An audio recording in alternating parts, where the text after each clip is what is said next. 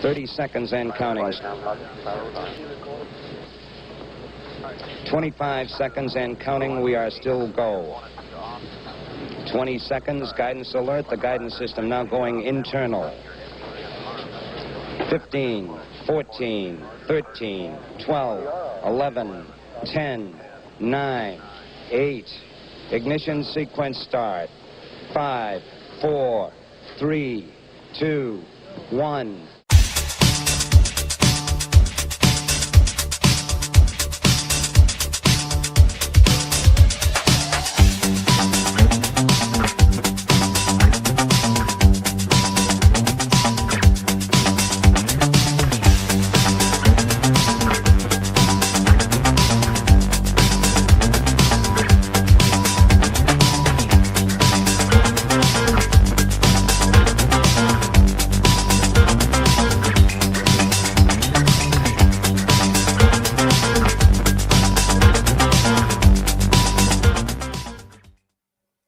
Good afternoon to my viewers in Africa and Europe. Good afternoon to viewers on the East Coast of the United States. Good morning to the rest of you, and then good very early morning to our viewers in the Pacific Rim. Welcome to a special episode of The Angry Astronaut, one that I didn't even know if I was going to be doing or not, given the highly unpredictable nature of Starliner, and I would say that that is the understatement of the century. Starliner being the most frustrating spacecraft I think that NASA has ever had to grapple with, that America has ever had to grapple with, billions of dollars having been invested in this thing. But here we go.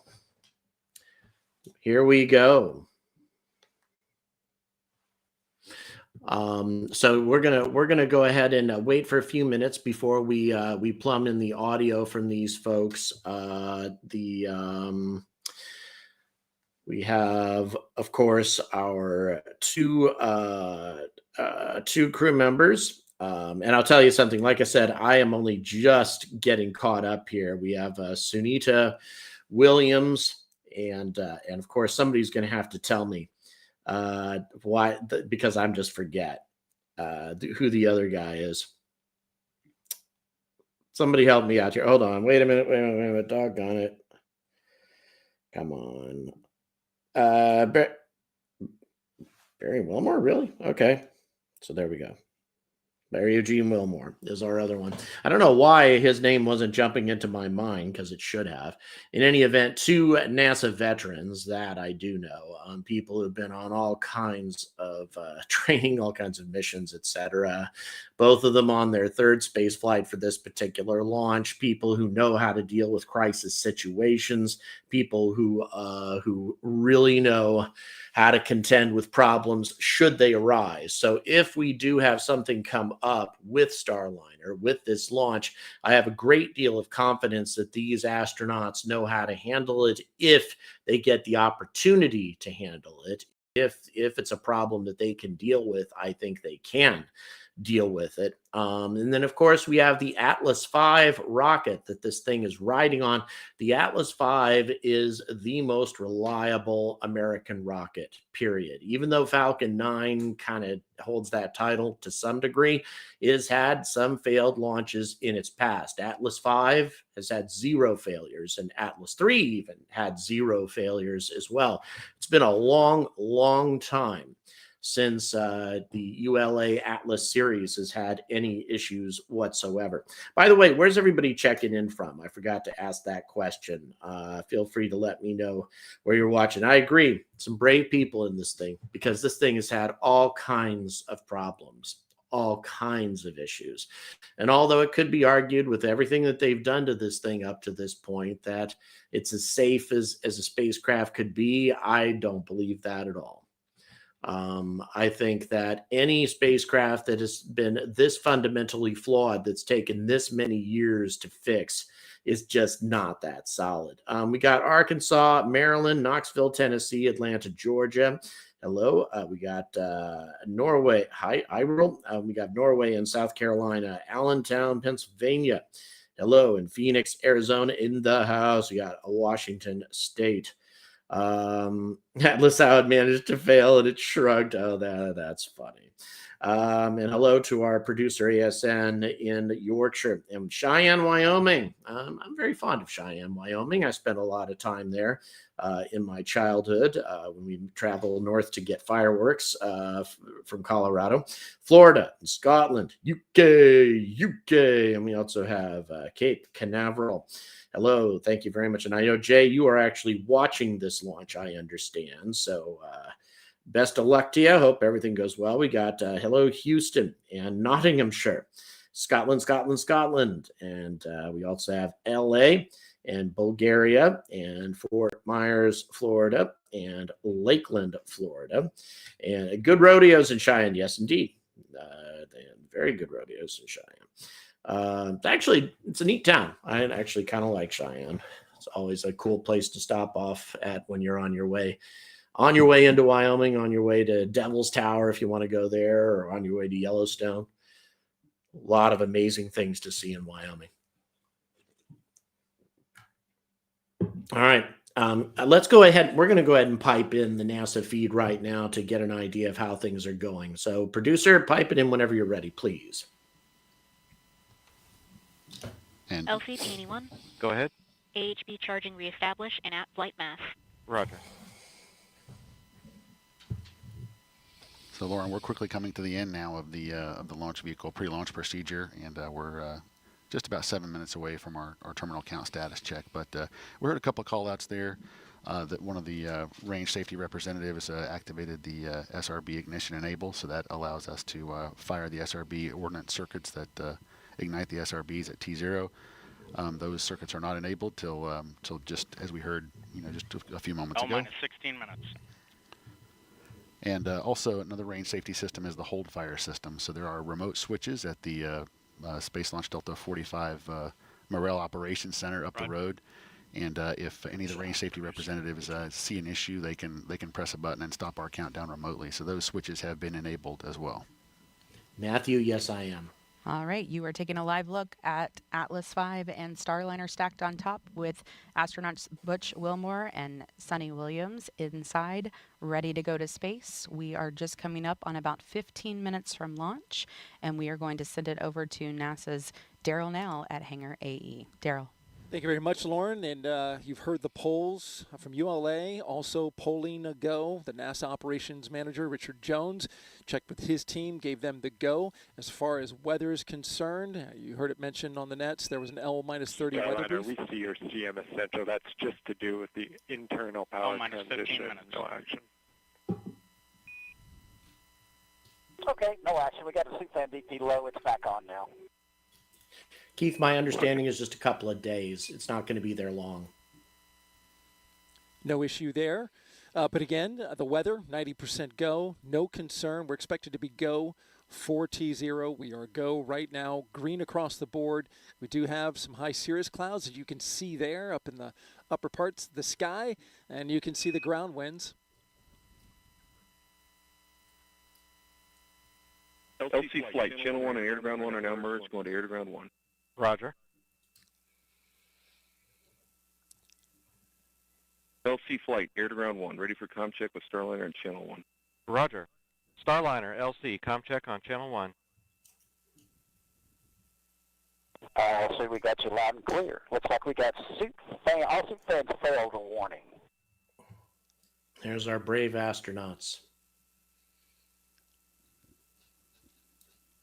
Butch Wilmore. And I copied your comm check, Starliner. In Capcom, did you catch that message? And Starliner and LC Capcom A-firm, we see the messages. We're working more to follow. Stand by. Standing by. Butch Wilmore has a warning light on his console. He's talking it over with Capcom. Oh, dear. While they do that, Starliner, visors open, please, while we work the suit fans. Visors open. Apparently, we have some sort of suit malfunction. so they're going to have the astronauts open their visors. All right, visors are open. While they work into issue with Houston, but suit fan Bravo went down and switched to Alpha. They had a DP speed low, and then it, of course, went off. We still show power to alpha is on. Working an issue with the Houston suit. copies. minus 13 minutes. And Starliner, we showed the same for your info. We're swapping suit fans back to Bravo. Continue to stand by for us. Countdown is still moving, guys. Standing by. It's not a serious enough issue to hold the countdown just yet. And also, they're going to have a hold anyway. So the issue here is a problem with the primary suit fan operation.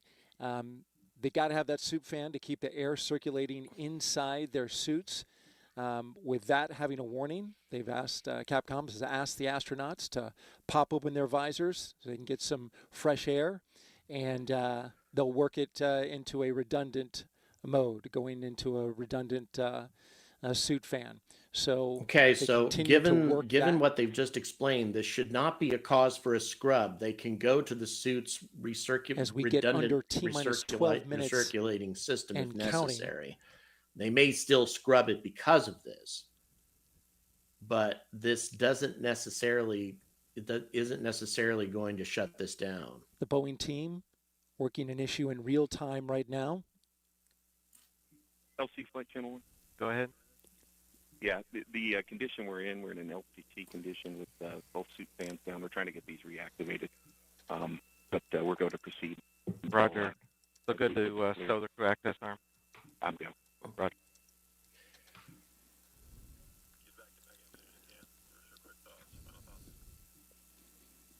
All right, the team continuing to work the suit fan issue. Again, just to recap on weather, we're go, and now we're looking to take the next steps. So we'll send it back to Megan, Mike, and Dee. Minus 11 minutes. As you just Arm heard there, control, 11 so minutes arm to for liftoff. Roger. From only the 6th time NASA astronauts will launch on a new spacecraft designed for crew. I want to ask you really quick before we toss it over for that terminal count, the final moments of the countdown. How are you guys feeling? Feeling great, excited, making sure teams work to troubleshoot the last little bit, and hopefully we'll see liftoff today. I'm very excited for Butch and Sunny, and as we like to say, go Atlas, go Centaur, go Starliner. Go Butch and Sunny, that's right. All right, so let's send it over to the ASOC where Lauren and Dylan will walk us through the final moments of the countdown. All right, thank you, Megan. So what we are looking for next here is that crew access arm to start making its way back over. Starliner, on our end, we brought suit fan Bravo back on. It looked good. We need both. We need to prove that A is also there, so we're commanding Alpha on and then off. Looks like they may have the problem resolved. Let's see. All right. Yep, we see it. And we're still visors up, so you know. All right. So you hear this troubleshooting happening in real time. They are moving forward with everything else while they troubleshoot Flight that verify CFT 100 fan. on internal power. Verified. Starliner, configure ordnance for launch. That's in work. Starliner on internal power now. The spacecraft is running completely on its own. Ordnance has also been There goes the configured access for arm. launch. LC That Flight means Channel the 1. devices Go that ahead. initiate our Yeah, we separation events. reactivated suit fan Bravo. Suit fan Alpha is also working to a clear LCC condition. Suit fans are fine. And, They're putting for their the crew, visors back take down. visors That down. problem is now out of the way. Visors down and ordnance. Here we go, guys. LC copies both. All right, it's got to feel good to put those visors down now.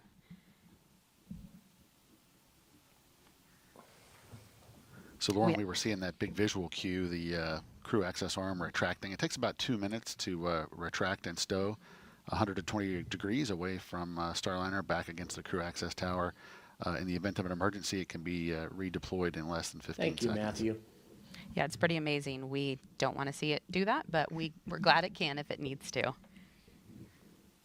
And we have a couple of polls coming up here in about 2 minutes. The launch vehicle poll, launch vehicle management poll. Yeah, Lauren, that's right at L-8 minutes. Next door to us in the Mission Director Center, that's going to be the mission management team poll for launch. And at L-7 minutes, the final terminal count status check down in the LCC. And that is where Chief Launch Conductor Doug Lebo will poll his team, verify their readiness, and then the launch director next door to us will give him permission to launch today. LC arm control. Go ahead. Crew access arm stowed for launch. Roger. All right, the crew access arm is stowed. LC switch to Almost ready at the position. point to where they're going to go into a mandatory hold, I think, and get a final Everything go. looking good? All steps are complete prior to status check. This is a pretty monumental moment if it indeed happens. We're only talking the second human-rated spacecraft with crew on board to lift off since the retirement of the space shuttle. Other than that, Crew Dragon, of And course, Dylan and I Orion will flew, but be a Orion little flew more quiet without as we crew. get closer here to launch so we can listen in So to this is a big deal. all of the actions as they're happening in real time. Again, just under 7.5 minutes till Starliner astronauts Butch Wilmore and Sonny Williams make history as the first crew headed to the International Space Station on Boeing's Starliner. And as critical as I've been, obviously, we want this mission to be successful. L minus 7 minutes. Status check to proceed with terminal count, Atlas systems, propulsion, Go. hydraulics, Go. pneumatics, Go. LO2, Go. water, Go. sensor systems, propulsion, Go. pneumatics, Go. LO2, Go. LH2, Go. has gas, Go. electrical systems, airborne, Go. ground, Go. facility, Go. RFFTS, Go. flight control, Go. GCQ, Go. op support, Go. comm, Go. umbilicals, Go. arm control, Go. ECS, Go. redline monitor, Go. quality, Go. op safety manager, Go. ULA safety officer, Go. vehicle system engineer, Go. anomaly chief, Go. range coordinator, Clear to proceed. flight director, Houston flight is go. Starliner, Starliner, go. launch director, We You have permission to launch. we are go for proceeding launch. with the count. ALC, verify T0 is set for 16:25:40 Zulu. Verified. Starliner net is clear. Thank you, There LC. we go, guys. To all of you sitting on console, whether you're in Houston, BMCC, ASOC, Atlas, this is a great day to be proud of your nation. And all of you listening as well, whether you're at Banana Creek or the Causeway or the rooftop of LCC or the ASOC, and other places around our nation, like the Bay Area building and other places where you are viewing what's taking place. Again, for you, it's a great day to be proud of your nation, great day to be proud of Boeing, great day to be proud of ULA and NASA. And we are one nation, under God, indivisible. And when we together use the power of that combination, we can do some pretty amazing things. So LC, with that, we are ready to put some fire in this rocket and propel this spacecraft to the International Space Station, where all these fine Americans have designed and have prepared it to be. Calypso, take us to space and back. Roger, Starliner. LC flight, Starliner configured to terminal count. Roger. All steps are complete prior to terminal count. And with that, we are ready to go to space, Lauren. Hard not to be emotional listening to those words from Butch. I'm sure we'll be playing On that my speech mark, back for a the long Will time. be T minus 4 minutes and counting. 3, 2, 1, mark. Okay, here we go. 3:55. Ground pyros enabled. Launch pad ordnance circuits are now enabled. Hold, hold, hold. Flight control received to CCLS. Hold it. Approximately T minus 350. LC switch not ready. We are All personnel stopped. turn to recycle section. Operation 80. LC switch is not ready. All Clock right, stop let's see what at happened here. T minus 3 minutes 50 seconds. Starliner, you should not hear any vent at this point. Starliner standing by. Okay, they're going to the ALC 4-minute reset hold countdown as clock to they T work minus 4 whatever minutes this and is, holding. what's happening here. Active.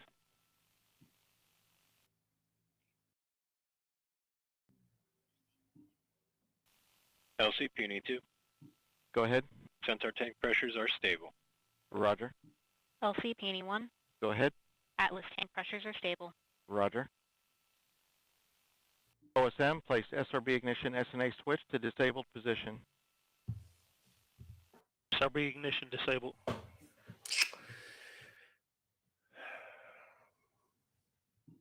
Okay, consoles, step 60, report launch vehicle status. Atlas lead. Atlas tank pressures and helium bottles stable. Atlas propulsion system stable. Roger. Centaur lead. Centaur tank pressures and helium bottles stable. Centaur propulsion system stable. Has gas readings nominal. Roger. Vehicle electrical.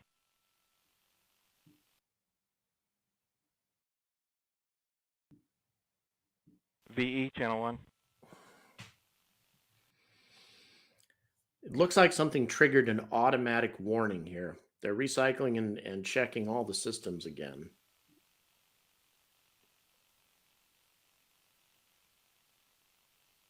Avionics system stable. Roger. And LC can verify no indications of hazards. Flight, LC. LC Starliner systems are stable. Roger. Starliner, last arm switch to off. Last arm switches off.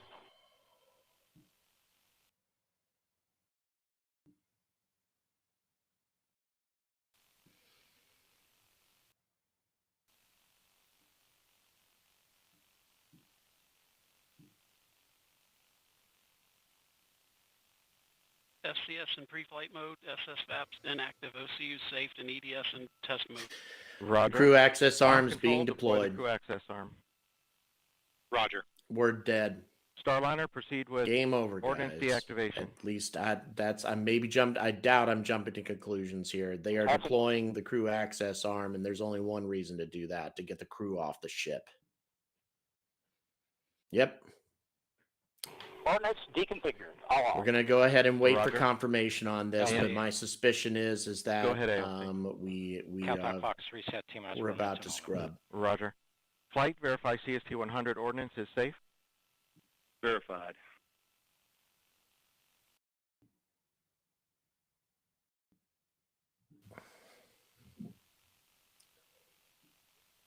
Okay, all stations, recycle systems back to T-4 and holding configuration. Hold time occurred at T-3 minutes 50 seconds.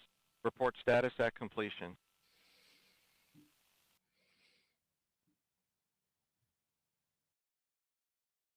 And flight LC. LC. CST 100 power to external. Waiting to confirm that this is going to get scrubbed. We don't know for sure yet.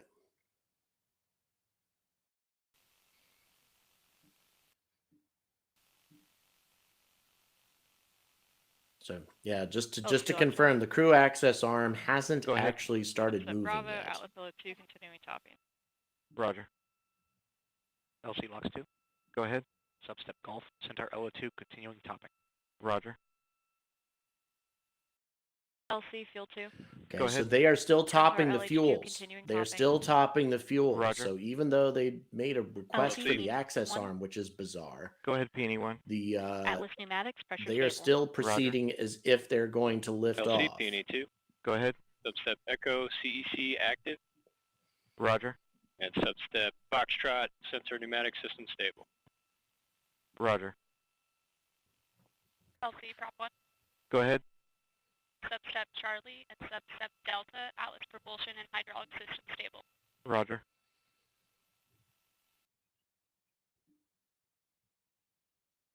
LC ECS. The arm is now Go ahead. swinging around. Substep November ECS set point stable. I don't understand why Roger. you would do that to get the crew off, though, without detanking, unless you get the crew off first and then detank. Odd.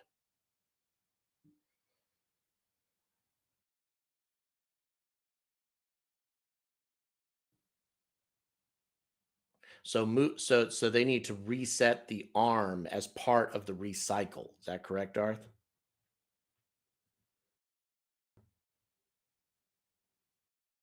LC, this flight control. Go ahead. Subset kilo flight control Okay. ready. So what's Roger. possibly happening here is if they're they could recycle several minutes back. We could be at T minus 10 minutes, for example, as they go through the process again. During that time frame, you want to have all the evacuation options available to the crew. And so putting the crew access arm back in place for that purpose, that we might not be done here yet, guys. Hang in there.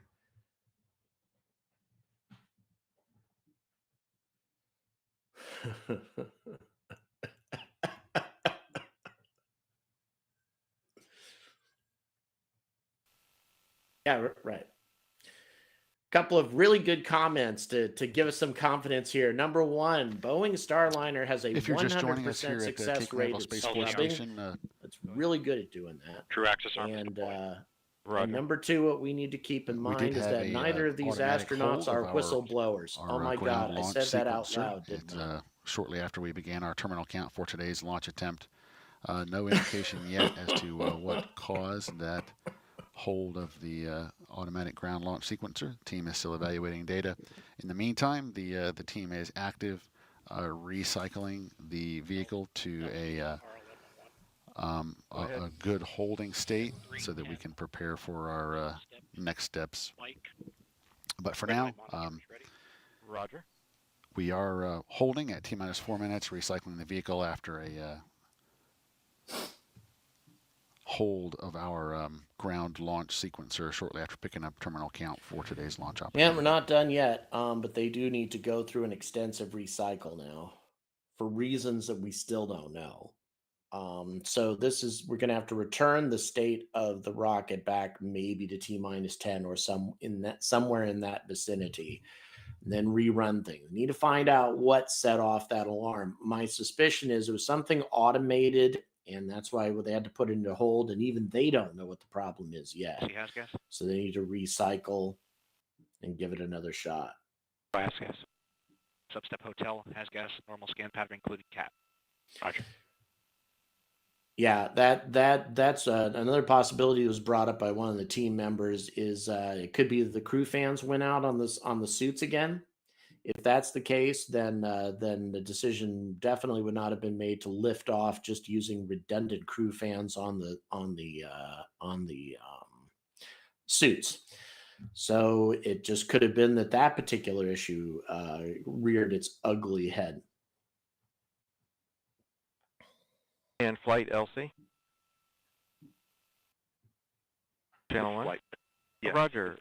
Secure CST 100 prop system. Last valve to remain open. Flight copies. Probably take us at least 5 minutes here. Very frustrating for Butch and Sunita.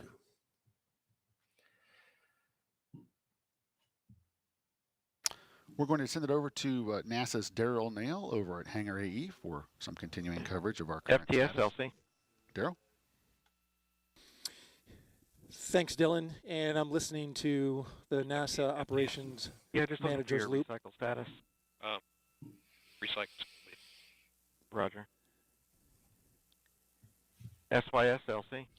Thank you so much, Joe. Thank you so much. I'm not shocked. It feels like they're forcing this flight. They need to win so bad. I think they're pushing. I'm worried for the astronauts' lives. Yeah, I think a very good case can be made for that. As you mentioned, the ULA team now safing the vehicle, making sure all the high energy systems that were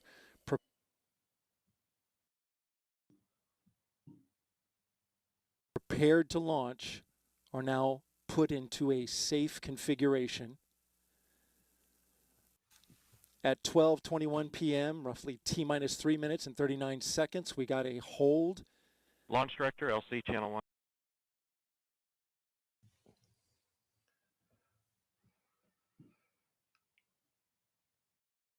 Yep, that's it. We're about to scrub.